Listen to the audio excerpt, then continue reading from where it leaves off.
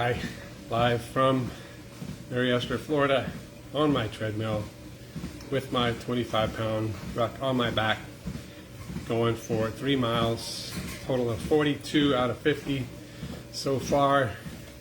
My little cheerleader in the back with her pom-poms waving. Not my pom-poms. She loves to wave her pom-poms. Anyway, I'm wearing my shirt today that I got for participating in this event for the month of May. Stop Soldier Suicide. It's, I would just take 30 seconds here. Mental health is a real thing, and I'm sure everybody either has personally been impacted or knows someone who has with some sort of mental health issue. And we just need to keep those kind of things in the forefront to make sure that group is getting what they need. And I'll even go so far as to say there's lots of undervalued, marginalized groups out there who need proper representation in order to be heard. And fortunately, I know there's groups of people who sort of are activists on behalf of all of those kinds of groups. So that's my 30-second pitch. I'm just doing this to raise awareness, and I got a little fundraiser on Facebook if you want to do something there. Hold on. Had to cancel a call in case it muted me on this. But today I asked the question, see if I can remember it, it's a little longer. When does solving a problem become a tension to be managed? And what should that boundary look like?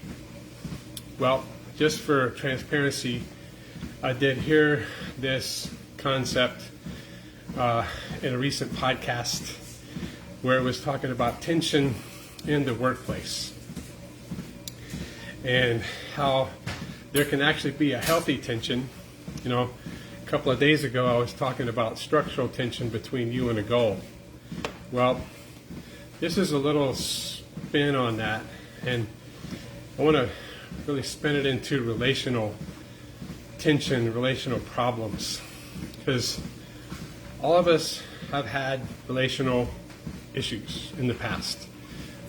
Now, sometimes they are problems that can't get resolved. Maybe it took some counseling, maybe some other kind of intervention, but that problem was solved, then the relationship was healed to the point it could be, and you went forward from there. But sometimes problems don't get solved. Sometimes there's not even a solution. And then it becomes what this one podcast interview talked about, a tension to be managed. So now we have to decide, is this tension worth my emotional energy and maintaining this relationship?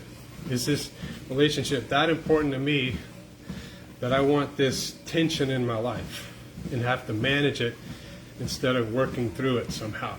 So that's sort of the nuance. So what should that boundary look like? Well, as transformational health coaches, one of the things we like to talk about is something serving you or hurting you? Is the way you're eating helping or hurting you? Is the way you're getting sleep helping or hurting you? Well, how are your relationships helping or hurting you? Are you managing tensions beyond boundaries that are really healthy for you and even for the other person? So what can we do about this? Well, we have to answer that question first. Is this helping or hurting me? If it's not serving, what do we do? Well, if we can't solve the problem and it's not going to change, then maybe we need to change our environment. Maybe we've just got to get away from that person, that place, that workplace, and love it at a distance. Now, we all have to decide what that looks like for ourselves, but the main thing I want to encourage you today with is really think about the people, places, and things in your life. Are they helping you? Are they serving you? Or are they hurting you in some way? If they're hurting you, is there a problem that can be solved? And if not, are you willing to manage the tension that remains? So, that's all I got for today.